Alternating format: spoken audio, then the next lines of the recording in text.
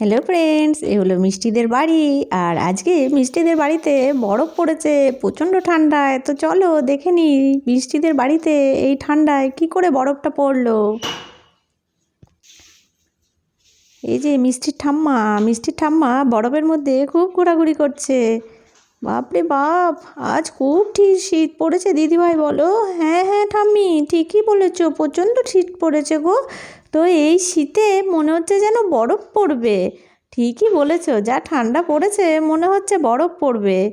ঠাম্মি ঠাম্মি, তুমি এখানে কেন? মিনা, তুমি আমায় খুঁজছো কেন? ও ঠাম্মি, আমার টেডিটাকে একটু ধরো তো শিগগিরই।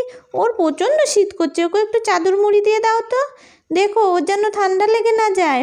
আচ্ছা আচ্ছা, বেশ বেশ বেশ। ও ঠাম্মি ঠাম্মি, তুমি কখনো বরফের দেশে গেছো যেখানে বরফ পড়ে? হ্যাঁ দিদি ভাই, গেছি তো আমি। দার্জিলিং বলে একটা জায়গা, যেখানে প্রতিদিন শীতকালে বরফ পড়ে। তাই নাকি, আমার তো শুনেই যেতে ইচ্ছা করছে ঠাম্মি।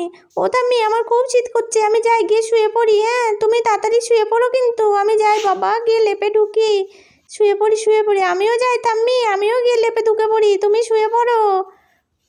আর অমনি রাতের বেলা মিষ্টিদের বাড়িতে বরফ পড়ে ভর্তি হয়ে গেছে। কি দারুণ লাগছে বরফ পড়াতে, বাপরে বাপ। লক্ষ্মী তো এদিকে চিৎকার শুরু করে দিয়েছে, কারণ এরকম ওয়েদার তো লক্ষ্মী কখনো দেখেনি। আর লক্ষ্মীর ডাক শুনে লক্ষ্মীর মা মানে মিষ্টির মায়ের তো ঘুম ভেঙে গেছে। কি হলো লক্ষ্মী, তুমি এত চিৎকার করছো কেন মাঝরাতে? বুঝতে পারছি না তো কি হয়েছে। ওরে বাবা রে বাবা, এগুলো সাথে সাথে কি, এগুলো কি বরফ পড়েছে নাকি? হ্যাঁ এই মা, তাই তো দেখছি, সারা বাড়ি বরফে ভরে গেছে। এই সবাইকে ডাকি, এরকম দৃশ্য তো আর দেখাই যায় না। এই কই গো মিষ্টি, মিনা, মা, শিগগিরি এসো, বাড়িতে বরফ পড়েছে, তাড়াতাড়ি এসো। কই দেখি দেখি, ও বাবা, তাই তো সারা বাড়ি বরফ পড়ে গেছে, কি মজা। এই মিষ্টি, দেখেছিস কি সুন্দর, কাল বলছিলাম ভগবানকে।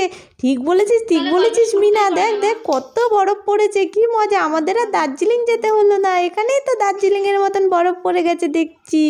হ্যাঁ হ্যাঁ তাই তো। ওরে বাবলে, কত বোধহয় উপর থেকে আবার বরফ পড়ছে, কি মজা কি মজা।